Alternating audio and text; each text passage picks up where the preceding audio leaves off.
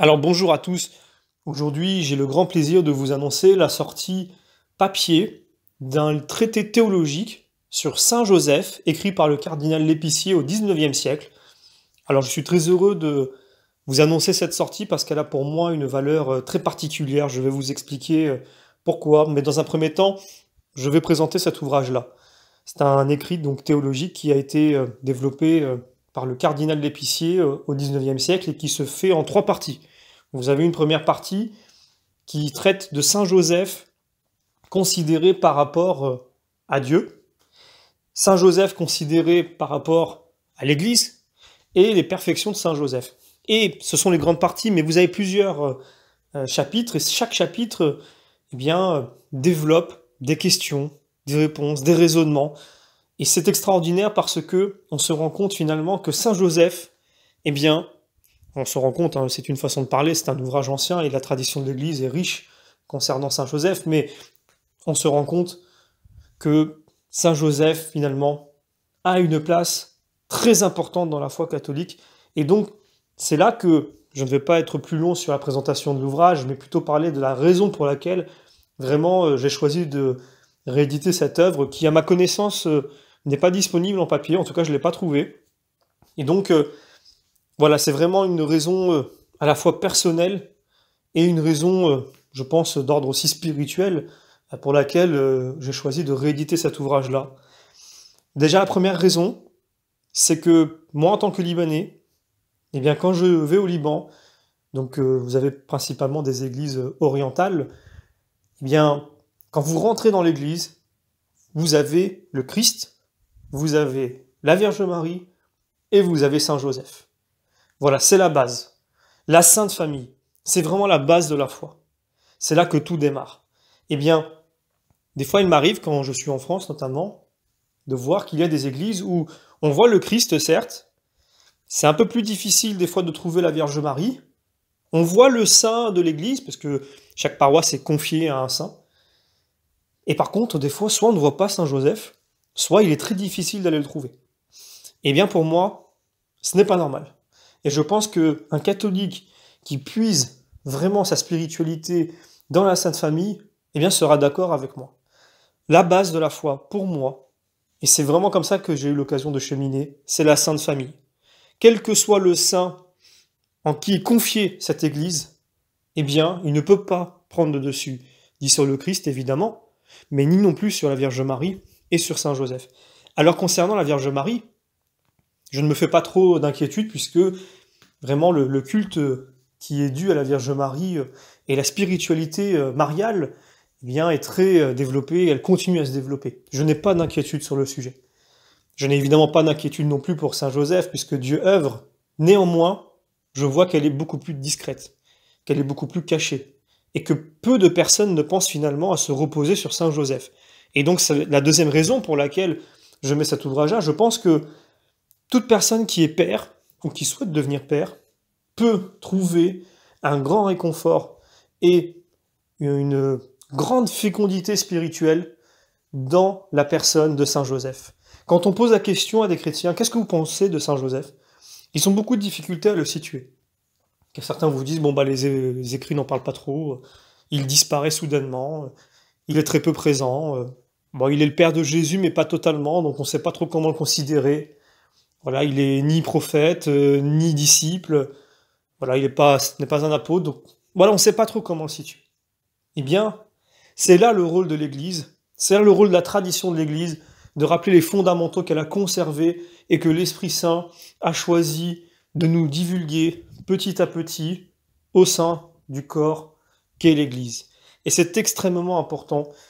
Je pense que pour toute personne qui souhaite cheminer dans la foi, évidemment que le Christ reste le point à l'horizon. Évidemment, le Christ est le chemin et il est la porte, il est l'alpha et l'oméga. Évidemment, ce sont des choses évidentes. Quand on dit cela, on a tout dit et en même temps, on n'a rien dit, puisque ça s'appelle enfoncer une porte ouverte. Mais autour du Christ, immédiatement autour du Christ, il y a la Vierge Marie et Saint Joseph. Et on ne peut pas, quand on a une foi chrétienne, se passer d'eux. Ce n'est pas possible.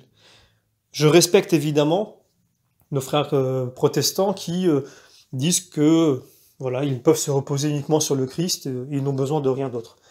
Je les respecte évidemment, puisque il y a le secret des cœurs, il y a Dieu qui travaille dans chacun de nous, mais autant je les respecte, je ne peux pas être d'accord avec eux. Puisque la base de la foi, et je vais faire exprès d'être provocateur, la base de la foi, ce n'est pas la Bible. C'est très important de le comprendre. La preuve en est, c'est qu'aujourd'hui, Saint Joseph, explicitement, il est très peu présent dans les évangiles. Et pourtant, qu'est-ce qu'il est important de se reposer sur lui? Donc je reviens sur ce que je viens de dire. La base de la foi chrétienne, ce n'est pas la Bible. C'est évident. La parole de Dieu ne peut pas prendre le dessus sur Dieu lui-même. Donc la base, c'est le Christ. Alors, certains me diront oui, mais ce n'est pas contradictoire. Seulement, dans l'esprit de beaucoup, la Bible, puisque c'est un élément tangible qu'ils ont sous les yeux, évidemment, c'est la parole de Dieu révélée. Donc ils se disent, bon bah je peux me reposer sur ça, au moins je le vois, je le comprends, enfin entre guillemets, je l'ai sous les yeux, il est là, il est tangible. Eh bien, c'est d'une certaine façon manquer de foi, sans être méprisant ni méchant, puisque moi-même je suis passé par là, et je pense que voilà, on chemine tous, et ce n'est pas à rabaisser ou quoi de dire cela, ni juger, mais se cantonner à ce que l'on voit, sous prétexte qu'il est sous nos yeux et qu'on peut le toucher, c'est de fait manquer un petit peu de foi. Mais ce n'est pas grave, nous cheminons tous, et nous avons tous beaucoup de choses à corriger dans nos cheminements, moi-même y compris. Maintenant, la base de la foi, c'est le Christ. Et c'est la Sainte Famille, là où le Christ est venu. C'est la base. Et d'une certaine façon, est-ce que l'on peut dire que c'est le début de la tradition? On peut le dire, puisque la tradition, qu'est-ce que c'est si ce n'est Dieu qui se révèle aux hommes, et donc la rencontre avec Dieu, et où la parole de Dieu, qui est travaillée dans le cœur des saints, avec l'aide évidemment de l'Esprit Saint qui vient donner, quand il le souhaite, à qui il veut, quand il le veut, c'est déjà le début de la foi, c'est la tradition. Chronologiquement, c'est comme ça que ça commence. Par la suite, eh bien, le Christ grandit, le Christ est présent avec les apôtres, et ils vivent, ils côtoient avec Dieu, ils parlent à Dieu directement. Ils n'ont pas la Bible entre les mains, mais ils ont Dieu directement, et c'est plus important, évidemment. Mais évidemment aussi que Dieu a révélé une parole, et celle-ci, eh bien, avant qu'elle soit compilée telle que nous l'avons entre nos mains aujourd'hui, eh bien, ça ne vient que très tard, ça ne vient qu'en dernier. Et entre les deux moments, vous avez le magistère, l'autorité, celle que Jésus donne à Saint-Pierre. Donc dans l'ordre chronologique, vous avez bien la tradition dans un premier temps, et donc vous avez ensuite le magistère, l'autorité, et vous avez la Bible qui de toute façon a été compilée, protégée et diffusée par ce même magistère qui s'est chargé de tout cela. Donc pour ceux qui disent « nous n'avons pas besoin de l'Église, nous n'avons pas besoin de la tradition », eh bien sans ces deux-là, il n'y aurait pas de Bible. Donc la question est réglée. Pourquoi est-ce que je parle de cela pour la parution d'un ouvrage? Eh bien vous me voyez venir, je pense. Tout simplement parce que sans la tradition et sans le magistère, aujourd'hui nous n'aurions rien, très peu sur Saint Joseph. Mais grâce à Dieu et grâce à son Église, eh bien nous avons beaucoup, énormément. Et mon intérêt, mon désir, mais vraiment c'est pour moi une intuition que j'ai depuis très longtemps, puisque c'est vraiment à travers la Sainte Famille que j'ai pu avancer et cheminer dans la foi. Je pense que le fait que ce soit la base, eh bien ça aide à centrer les choses et à prendre le bon chemin dès le départ, plutôt que de s'éparpiller. Je suis persuadé que tous ceux qui se reposeront sur la Sainte Famille et qui remettront Saint Joseph à la bonne place, grandiront spirituellement. Et ils trouveront non seulement un grand réconfort d'ordre spirituel, mais produiront des fruits incroyables. J'en suis persuadé parce que le Christ nous dit dans les évangiles, « Celui qui demande obtient, à celui qui frappe la porte, on lui ouvrira, etc. etc. » Donc, n'hésitez pas à solliciter toujours la Vierge Marie, mais également Saint Joseph, toujours en communion avec le Christ. Pourquoi est-ce qu'on les sollicite? Non pas parce qu'ils sont plus importants que le Christ, mais parce que c'est la Sainte Famille, et parce qu'ils peuvent nous amener au Christ beaucoup plus facilement et beaucoup plus directement que ceux qui pensent qu'on peut accéder au Christ sans eux.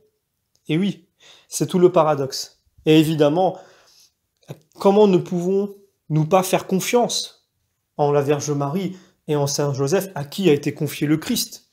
Imaginez dire que, eh bien, nous n'avons pas besoin d'eux. Si Dieu a eu besoin d'eux, qui sommes-nous pour dire que nous n'avons pas besoin d'eux? Alors, l'ouvrage que j'ai sorti pour revenir dessus, que j'ai choisi de rééditer, évidemment, qui n'a pas du tout été écrit par moi ni par personne qui s'occupe de la chaîne, il n'est pas le seul. Il y a d'autres ouvrages sur Saint Joseph et il est prévu que nous puissions en rééditer régulièrement. Donc ceci est le premier, j'espère, d'une série qui sera plus ou moins longue, mais en tout cas utile pour la foi, et c'est ça l'intérêt. D'ailleurs, je souhaiterais terminer cette vidéo en vous lisant un court extrait de ce livre qui parle justement du culte qui est dû à Saint Joseph, qui reviendra dans les temps de la fin. Alors évidemment, attention, je ne prétends pas que nous soyons dans les temps de la fin, je ne me prétends pas du tout précurseur de quoi que ce soit, mais je souhaite confirmer ce que je dis en montrant qu'effectivement, je suis persuadé que la foi en Saint Joseph, le culte qui est dû à Saint Joseph, eh bien, reviendra, peut-être demain, peut-être qu'il est déjà en cours et qu'on ne le voit pas encore complètement, peut-être dans 100 ans, peut-être dans 200 ans, mais il reviendra. Alors, je vous lis cet extrait et je termine avec. Le paragraphe s'intitule « Grand développement que le culte de Saint Joseph doit prendre à la fin des temps ». Nous avons vu à la lumière de l'histoire quel a été à partir du XIVe siècle le merveilleux développement du culte du saint patriarche Joseph. Ce culte a toujours été en augmentant, et si nous en croyons les signes des temps présents, on peut dire qu'il est loin de baisser. Au contraire, nous pouvons en toute sûreté souscrire aux paroles d'Isidore de Isolanis quand, après avoir annoncé, ce qui pour nous est maintenant une réalité, que l'Église militante honorerait Saint Joseph par une nouvelle vénération, il ajoute, comme inspiré par l'Esprit Saint, ces autres paroles prophétiques, avant le jour du jugement, il arrivera que tous les peuples connaîtront, vénéreront et adoreront le nom du Seigneur, proclamant les grands bienfaits que Dieu nous a assurés en Saint Joseph et qu'il a voulu tenir cachés pendant longtemps. C'est pourquoi le nom de Saint Joseph sera un gage d'innombrables bienfaits. On bâtira des temples et on célébrera des fêtes en son honneur. Les peuples lui offriront des vœux qu'ils accompliront, car le Seigneur ouvrira aux fidèles les oreilles de l'intelligence, et des hommes fameux scruteront les dons intérieurs de Dieu cachés en Saint Joseph, et ils trouveront là un trésor excellent, tel que les saints-pères de l'Ancien Testament n'en ont pas trouvé. Tout ceci arrivera surtout par un effet de l'illumination des saints anges. Au peuple qui l'invoque, Saint Joseph donnera un gage du ciel. Lui, au contraire, restant dans la majesté de sa gloire, ne recevra de gage d'aucun mortel. Dans les calendriers des saints, le nom de Saint Joseph sera célébré. Il ne sera plus à la queue, mais à la tête, car on fera en son honneur une fête remarquable. Le vicaire de Jésus-Christ sur la terre, sur l'inspiration de l'Esprit Saint, ordonnera qu'on célèbre la fête du très saint Père putatif de Jésus-Christ et de l'époux de la Reine du monde dans toutes les parties de l'Empire de l'Église militante. Voilà, je termine ici ce court extrait.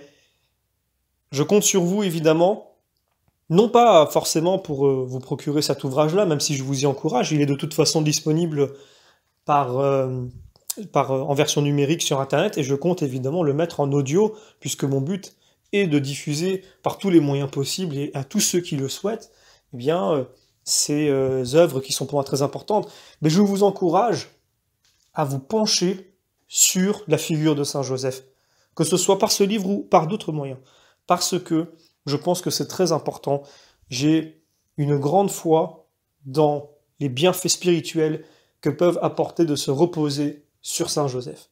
Je vous remercie évidemment pour votre fidélité et vos encouragements, et je vous donne d'ores et déjà rendez-vous pour la prochaine parution. Je ne le vous dis pas dans cette vidéo, bien que l'œuvre soit déjà en ligne, ce sera donc pour la semaine prochaine. Je vous remercie et vous souhaite évidemment de continuer à grandir dans la foi, et vous remercie de nouveau encore une fois pour tous les messages que vous nous envoyez et pour votre fidélité.